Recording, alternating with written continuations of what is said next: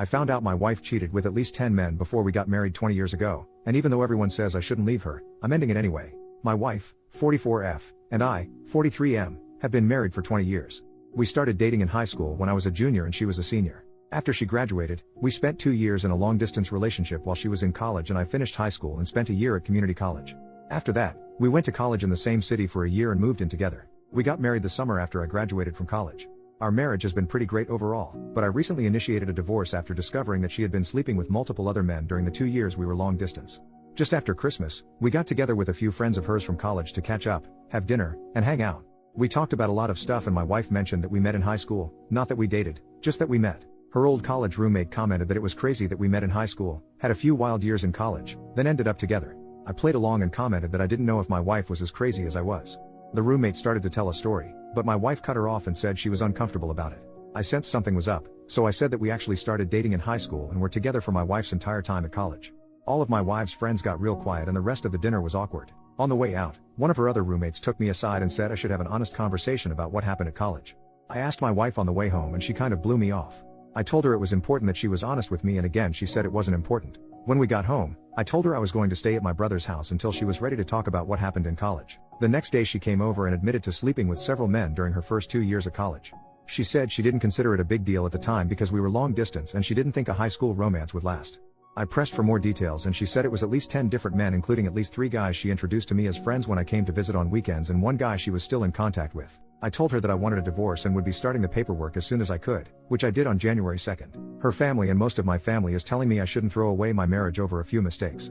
I've stood by my belief that cheating on me with multiple men for years is unacceptable no matter when it happened, and the fact that she continued to maintain relationships with these guys right in front of me was an unacceptable amount of disrespect. We have 2 children, but they are 17 and 19 and I believe they will understand why I need to end the marriage. Am I wrong for leaving? I feel like I'm going crazy with the amount of people telling me to overlook years of infidelity and decades of lies. Edit to provide some detail for common question. The reason I posted this is that my wife and a few friends have been saying it's common to sleep with other folks when you're in a long distance relationship and that I'm kind of the odd one out for not sleeping around. I felt like I was being gaslit, but I wanted an outside perspective. We live in a state with a waiting period to finalize a divorce, so I felt it was a reasonable idea to get some insight before things are finalized.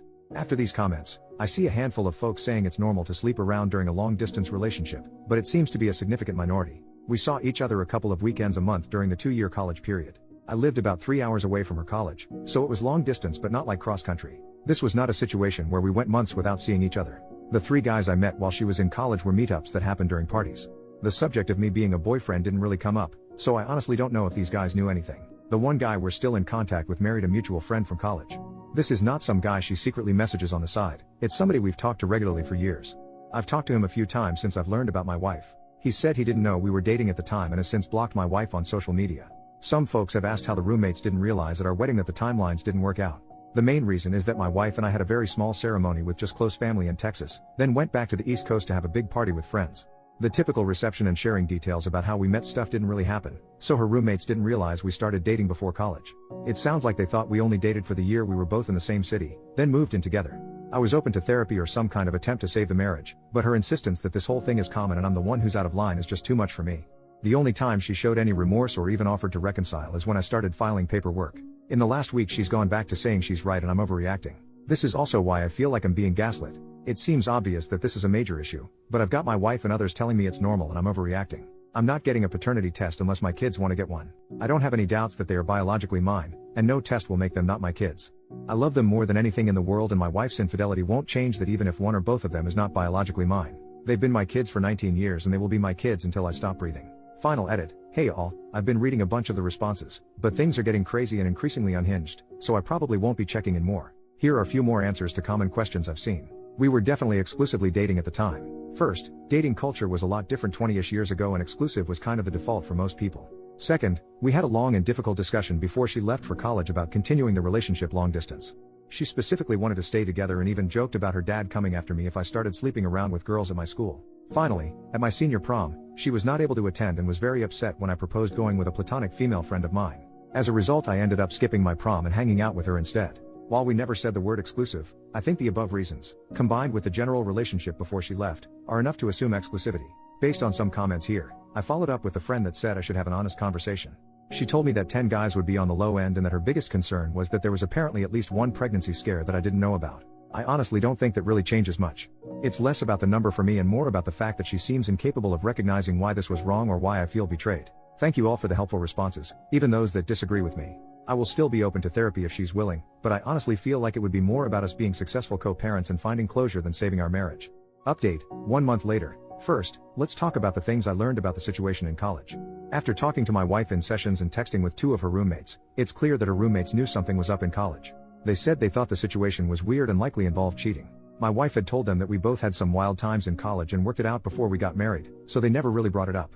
The roommate who pulled me aside recently was uncomfortable with the fact that my wife clearly didn't talk it through with me, and wanted me to know. As far as being introduced to guys she slept with, apparently that was not intended. For one of the guys, he ended up dating and then marrying one of our mutual friends from college. This is the guy she was in contact with. In the other situations, she initially blamed me in the counseling session, but has now agreed it was bad. When I went to visit her, she planned to hang out in the room or just hang out together alone, but I wanted to go to a few parties because in high school and community college, I didn't really have parties to go to.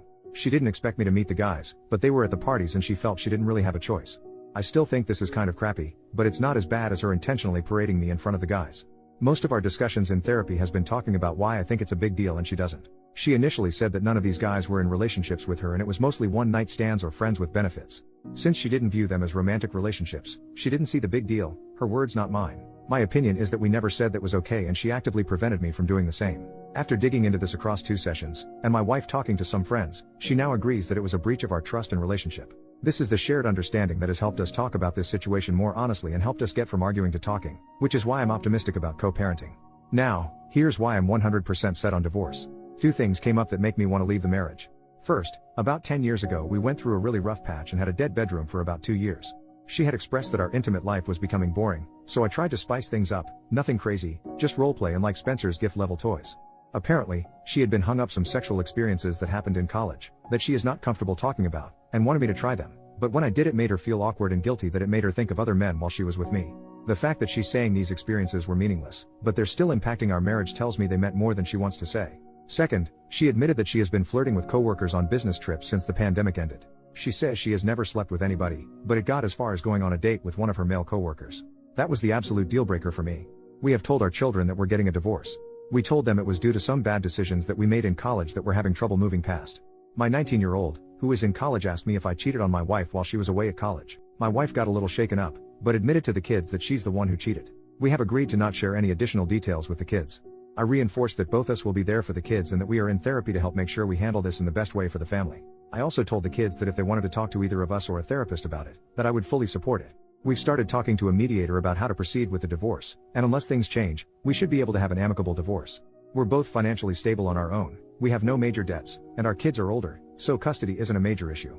This has been a crappy couple of months for me, but I'm doing okay now and I honestly am grateful that my last post blew up because it both validated some of my feelings, but also motivated me to go to counseling with my wife. Second update, 3 months later. Hey all, this is likely the final update on this account as things have mostly been resolved. My wife and I have completed our divorce and everything is official. We had an uncontested, amicable divorce with minimal disagreements. Our lawyers worked together to create the plan through mediation and a judge signed off on it a few weeks ago.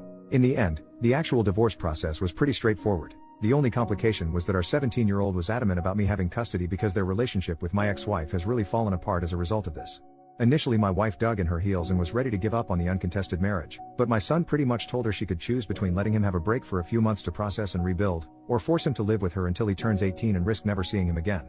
I felt this was a bit harsh, but my wife backed down and we moved forward with me having primary physical custody until my son's birthday later this year. For my part, I have encouraged my son to be open to fixing things as the actions my ex took before he was born didn't change the 17 years she cared for and loved him. Fortunately, as the divorce moved forward, he has been spending more time with my ex and I'm optimistic they will work through this. In the end, we pretty much split our retirement and investments 50-50. For our house, my wife really liked the house and I didn't, so she kept the house and most of the furnishings and took out a mortgage to pay me back half of the equity and half of the estimated replacement value of the furniture. Pretty much all of our other stuff was either easy to split, my car and her car, my music gear and her hobby.